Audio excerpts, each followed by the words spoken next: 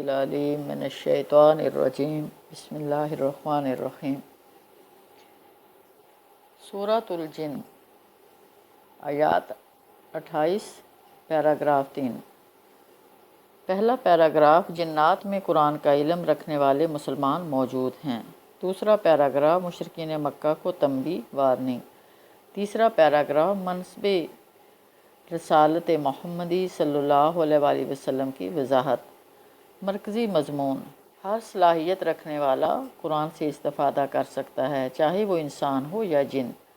پھر قرآن کی روشنی میں شرک سے کنارہ کشی اختیار کر کے خالص توحید اختیار کر سکتا ہے، منصب رسالت کا صحیح ادراک کر سکتا ہے اور آخرت کے بہتر انجام کے لیے اپنے آپ کو ایمان اور عمل صالحہ کے ساتھ دعوت و تبلیغ کے لیے وقف کر سکتا ہے۔ سبحان اللہ۔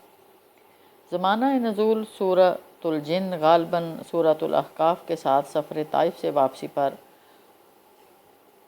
نخلا کے مقام شوال 10 نبوی میں نازل ہوئی۔ یہ وہ زمانہ تھا جب آپ صلی اللہ علیہ وسلم شیب ابی طالب کی اسیری کے بعد رہائی پاتی حضرت خدیجہ رضی اللہ عنہا اور چچا ابو طالب کی وفات کے صدمے سے دوچار تھے، اور مشرکین کا رویہ قرآن کے بارے میں نہایت سخت اور متعصبانہ تھا۔ ان حالات میں چند جنات کے اسلام کی خبر ہوا کا خوشگوار جھونکا تھا۔ اس موقع پر یہ مناسب تھا کہ قریش کو غیرت دلائی جائے اور ایک نہایت پرتاثیر انداز میں توحید کی دعوت کا اعادہ کیا جائے، منصب رسالت کی وضاحت کی جائے اور ایمان کے دنیاوی اور اخروی فائدوں سے تذکیر کی جائے۔ خصوصیات، یہ صورت ایک نہایت دل نشیں آہنگ رکھتی ہے۔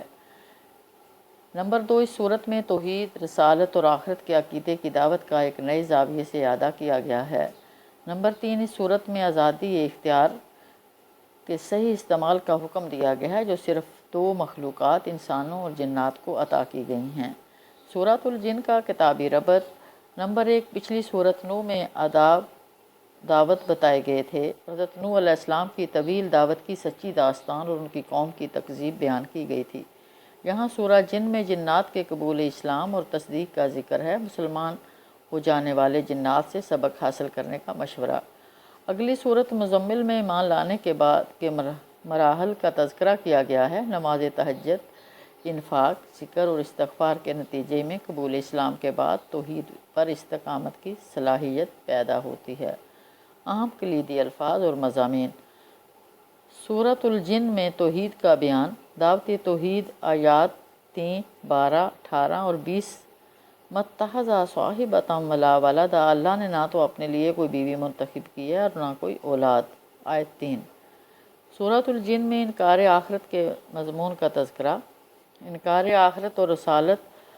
لن یبعث اللہ احد، آیت 7، اللہ تعالیٰ کوئی رسول نہیں بھیجے گا یا پھر اللہ تعالیٰ کسی کو مرنے کے بعد زندہ نہیں کرے گا۔ سورۃ الجن میں منصب رسالت کی وضاحت، رسالت، اس صورت میں انکار رسالت پر روشنی ڈالی گئی ہے۔ رسول صلی اللہ علیہ وسلم کا کام اللہ کی طرف سے دی گئی ہدایات کو لوگوں تک پہنچانا ہوتا ہے۔ الا بلاغا من اللہ ورسالاتہ، آیت 23۔ ولیعلم ان قد ابلغوا رسالات ربہم، آیت 28۔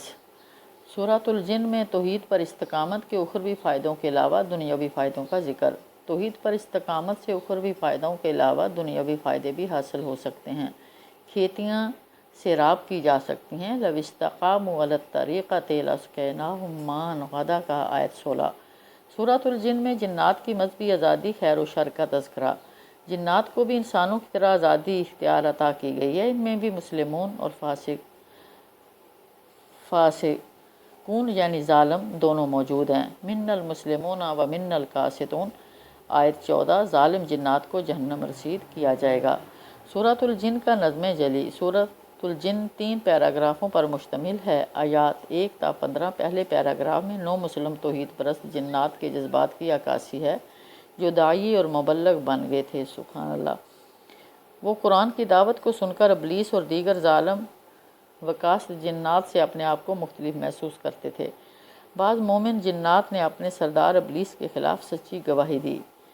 جنات میں اچھے اور برے ہر قسم کے لوگ ہیں۔ جنات میں مسلمان بھی ہیں اور ظالم بھی، انہیں بھی آزادی اختیار عطا کی گئی۔ وَأَنَّ مِنَّا الصَّالِحُونَ وَمِنَّا دُونَ ذَلِكَ كُنَّا طَرَائِقَ قِدَدًا، یہ بھی جنت میں یا دوزخ میں جائیں گے۔